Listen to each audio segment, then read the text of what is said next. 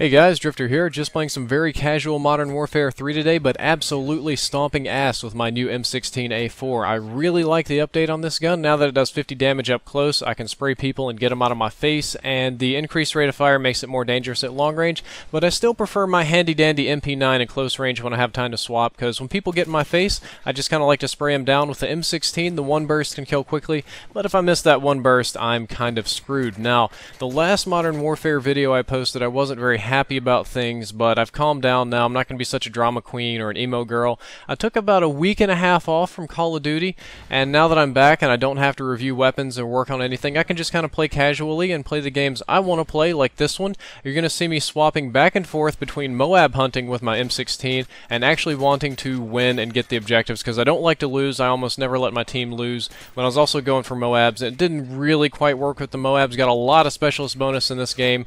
I think I ended up like 52 and 10, something like that. No mobs though. We're not mobbing anything.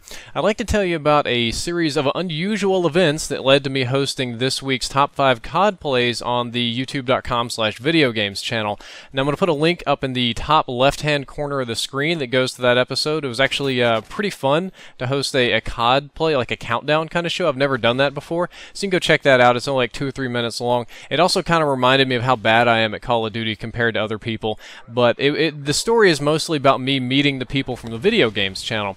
So what happened is, if you don't remember, about 2 or 3 weeks ago, my computers were busted, and I was using my wife's computer. Yeah, see, there's the powerful M16's face spray, and I couldn't make videos very well, but I was still able to make them with Windows Movie Maker and some lesser versions of Sony Vegas, but I couldn't make thumbnails. All my thumbnail presets were gone. I couldn't use Photoshop, so I put it out on Twitter to ask for subscribers and you guys to help me out, and the guy that made the best thumbnail was one of the co-owners of the youtube.com/videogames channel. His name is Nick, but I never knew that. I just knew him as the guy that had a picture of a cat with like a cantaloupe on its head. So I sit there and I tweet it out, and Nick tweets me, "I got this. I'm going to send you a thumbnail in no time."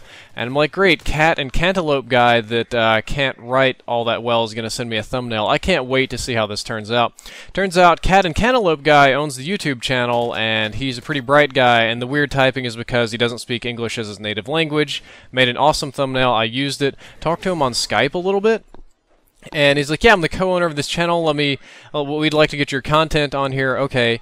And I say that's that, and I'm going to put some Battlefield content on there. About a week later, another subscriber sends me a message and says it was something like Marco from Team Noble, thief, liar, cheater, something like that. Very similar to the I Flynn video where he bashes Raw Instinct.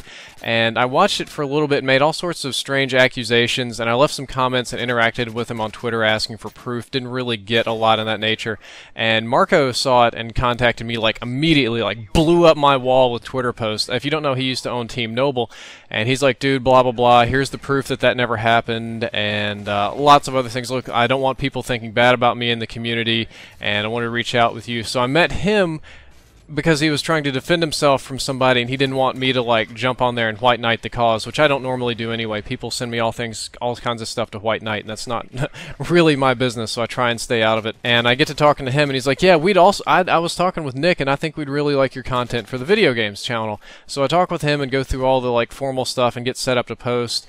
And so okay, we're done with that. I'm thinking, a couple of weeks from now I'm going to be posting on the channel, so go about my business, not playing Call of Duty, working on Battlefield. All of a sudden I turn on my Skype this morning, and Marco's like, "Oh my god, OnlyUseMeBlade dropped. We don't have a host. Can you please host the show? Host the show, oh my god." I'm like, I haven't slept but like 4 hours, but I'm going to try my best to host this show.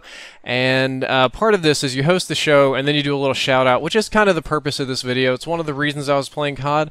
The other reason is that I'm kind of a Call of Duty player, and when I don't play my Call of Duty, I get a little itchy. Battlefield is fun, but I just sometimes miss the simple, fast-paced, more casual approach that Call of Duty has versus like the really hardcore kind of DayZ and Battlefield stuff.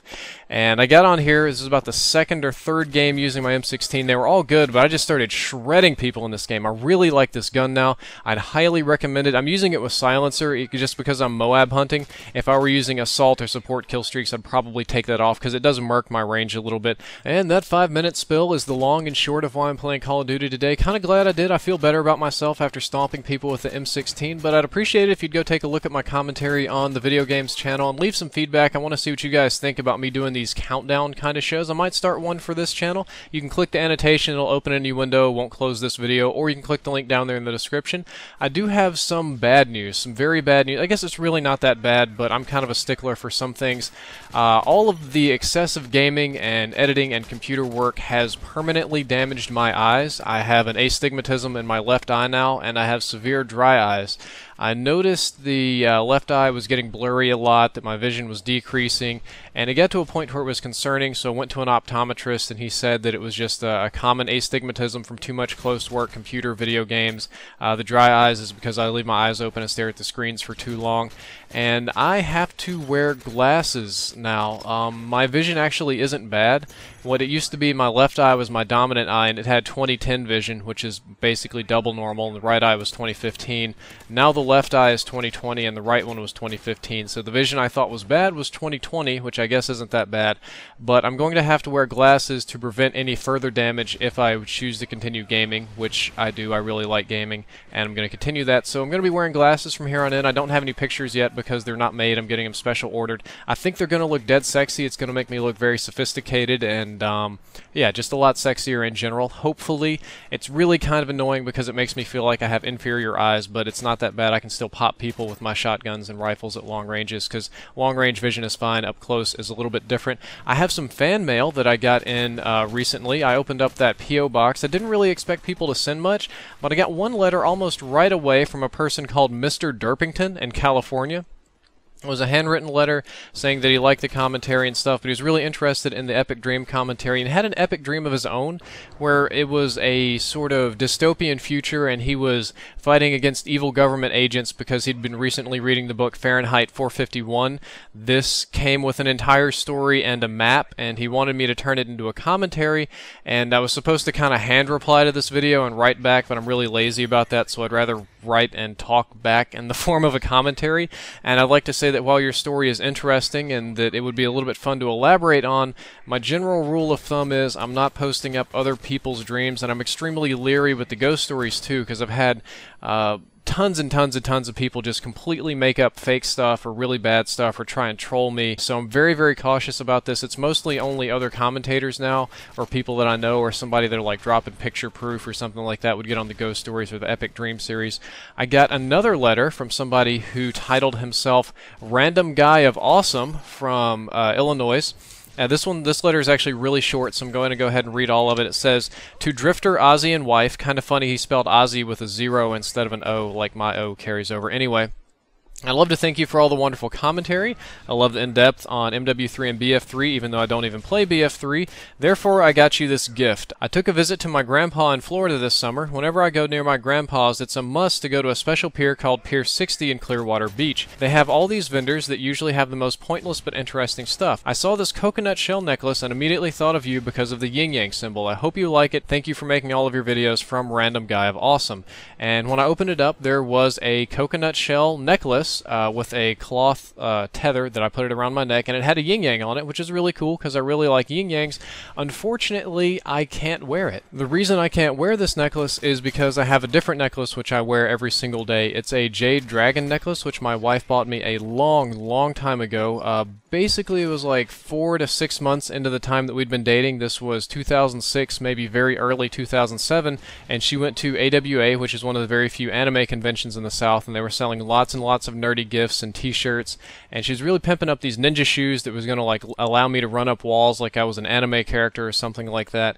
And she ended up coming back not with the ninja shoes, but with this little jade dragon necklace, and I'm going to admit that I was a little disappointed at the time, but I ended up wearing this necklace just about every single day for, well, since forever, unless I was going to do something like scuba diving or anything where it could get damaged. So I've been wearing this necklace for 6 years now, and while I do appreciate yours, the one that my wife gave me does have a significant sentimental value. However, we are not letting your necklace go to waste. I found an excellent spot for it. I hung it up from the rear view mirror in my car. You can see this picture right here. We took a little break from the gameplay. I had no danglies or decorations or anything like that in my car, so this felt like an absolute excellent place to hang it up. So for the last couple of days, it's been hanging from my rear view mirror, and now it's kind of a permanent part of my car and part of my life. It'll probably never move unless, God forbid, I get hit by an 18-wheeler and the thing goes flying out of the car, at which point I guess it really won't matter. Well, that's all for this commentary. I hope that you guys enjoyed it. Now that there's no pressure to do Modern Warfare 3 in depth for this game, I'm probably going to do a lot more casual sit down and talk commentaries like this, so let me know what you think. Drifter out.